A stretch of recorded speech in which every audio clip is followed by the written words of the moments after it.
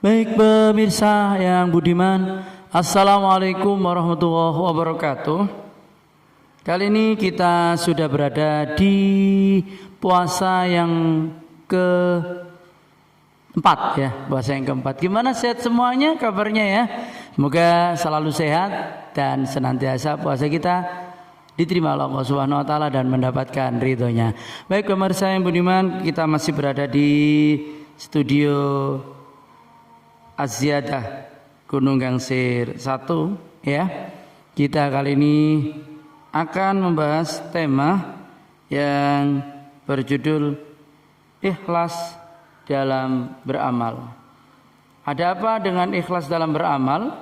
Tentunya penting sebuah keikhlasan dalam beramal, karena tanpa keikhlasan dalam beramal maka akan hampa, akan kosong dan tidak akan pernah terjadi. Oke, sebelum kita jelaskan pentingnya ikhlas dalam beramal, kita hari ini ada berita duka ya, di mana sahabat kita Mas Muhammad Amrin Hidayat, salah satu pengurus santunan Dusun Sumber Tumpuk, hari ini pagi tadi telah dipanggil oleh Allah Subhanahu wa taala. Semoga amal ibadahnya diterima oleh Allah Subhanahu wa taala dan kesalahan-kesalahannya diampuni oleh Allah Subhanahu wa taala. Amin amin ya rabbal alamin. Baik, kembali lagi ke tema kita, pentingnya ikhlas dalam beramal. Yang pertama, amal yang diterima. Amal yang diterima ini karena niatnya ikhlas, karena niatnya tulus, tidak mengharap sesuatu apapun dari apa yang telah diberikan.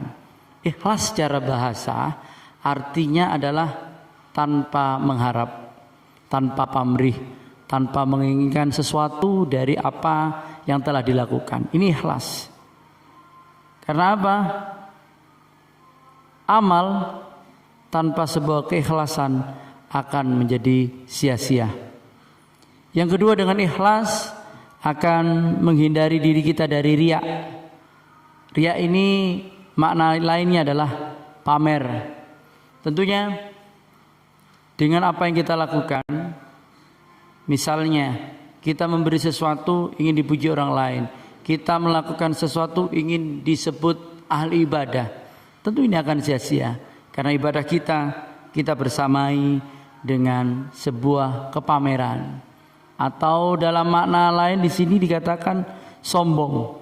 Ya, beberapa tanda bahwa seseorang telah memiliki sikap ikhlas dalam beramal. Para pemirsa biar tahu ya. Ada tanda apa saja seseorang ini ikhlas dalam beramal? Di antaranya adalah 1, melakukan amal tanpa mengharapkan imbalan dari manusia. Jadi tidak mengharapkan imbalan dari manusia. Ini ikhlas. Ya, tanpa mengharap sesuatu apapun dari apa yang telah diberikan. Yang kedua, tanda bahwa seseorang telah memiliki sikap ikhlas dalam beramal, yaitu menerima setiap hasil dari amal dengan lapang dada, baik itu pujian atau kritik. Kadang-kadang kita melakukan sesuatu, sudah banyak yang kita lakukan, ternyata apa yang kita lakukan berbeda dengan apa yang kita harapkan.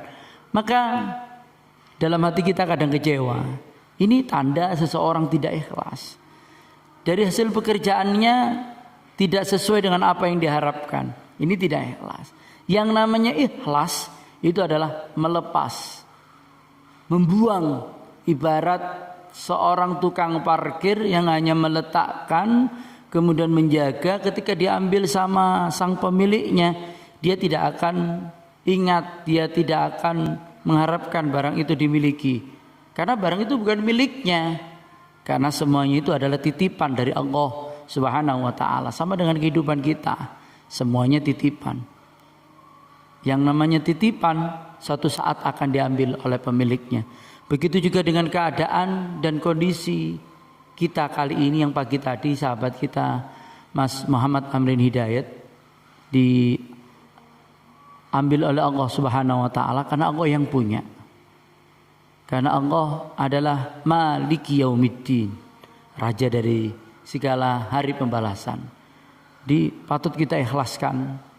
Dalam hati memang berat, apalagi kami sebagai sahabat ketika kita bersama dalam berjuang menyantuni anak yatim, berjuang membela anak yatim, merawat anak yatim, menjaga anak yatim. Tapi tiba-tiba hari ini salah satu sahabat kami yang rela tiap bulan mencari donatur, kemudian hari ini dipanggil oleh Allah Subhanahu wa taala. Mau tidak mau kita juga harus ikhlas atas apa yang telah Allah kehendaki. Yang ketiga adalah tanda seseorang telah memiliki sikap ikhlas dalam beramal, konsisten dalam beramal, meskipun tidak ada orang lain yang melihat atau menghargainya. Jadi ketika kita sudah beramal, melepaskan apa yang telah kita miliki, jangan pernah tanya-tanyakan kembali. Ini ikhlas. Jangan pernah sudah kamu lakukan apa belum apa yang sudah saya berikan. Kalau kita masih menanyakan, kalau kita masih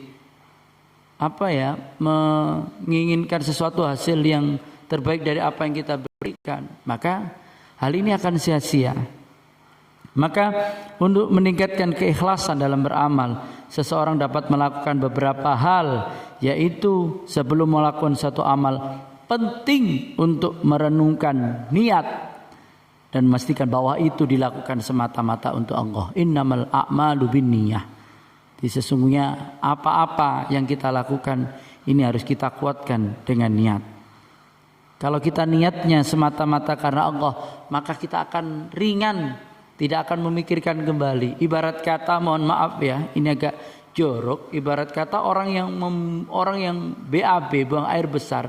Apakah kita akan menanyakan kembali apa yang sudah kita keluarkan? Sudah berapa kali kita tadi mengeluarkan BAB? Kan tentu tidak. Setelah selesai, paling yang sering kita katakan, alhamdulillah perutku sudah enakan, gak sakit lagi.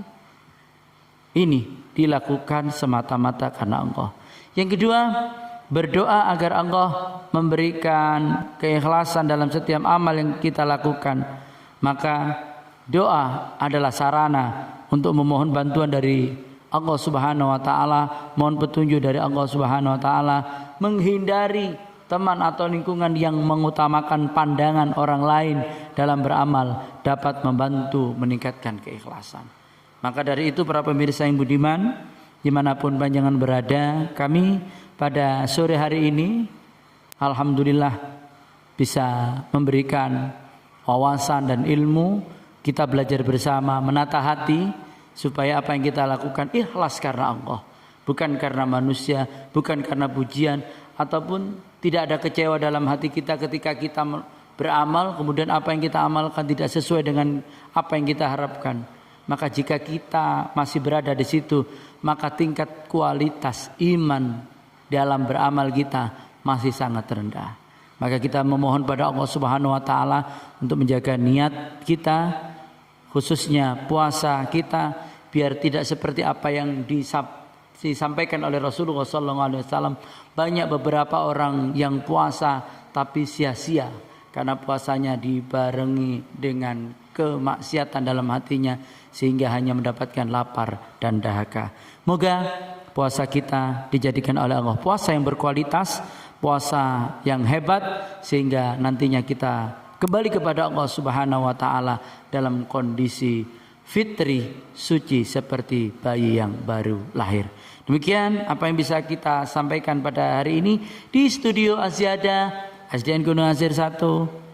Semoga kita semuanya selamat dunia dan akhirat. Rabbana atina fid dunya hasanah wa fil akhirati hasanah wa qina adzabannar. Amin. Amin ya rabbal alamin. Terima kasih kameraman kami pada sore hari ini yang sudah bantu Pak Nur Abidin ya. Untuk itu semuanya pemirsa, mari kita niatkan beramal kita dengan sungguh-sungguh karena Allah Subhanahu wa taala. Amin. Amin ya rabbal alamin. Wa akhiran wal afa minkum. Wassalamualaikum warahmatullahi wabarakatuh.